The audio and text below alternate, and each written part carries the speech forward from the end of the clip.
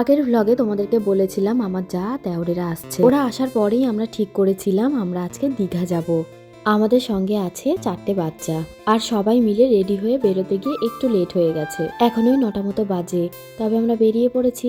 রাস্তায় ব্রেকফাস্ট করেছিলাম ডিম টোস্ট। হলদিয়া থেকে দীঘার দূরত্ব খুব একটা বেশি সময়ের না, তাই আমরা দীঘাতে আসার প্ল্যান করেছিলাম। একদিনেই যাতায়াত করা যায়, আর আমরা সবাই পৌঁছেও গিয়েছি।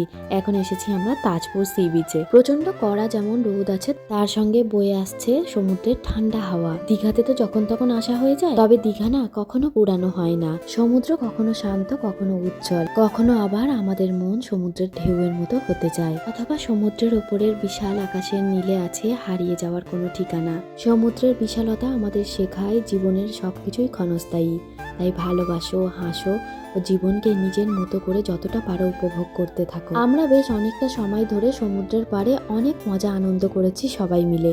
এবার আমরা তাজপুর থেকে বেরিয়ে যাচ্ছি। দীঘা মেরিন ড্রাইভ হয়ে আমরা যাচ্ছি। মেরিন ড্রাইভের এই রাস্তাটা আমার খুবই প্রিয়। শুধু আমার না, তোমরা যারা যারা দীঘা আসতে পছন্দ করো তাদের প্রত্যেকেরই খুবই পছন্দের একটা জায়গা।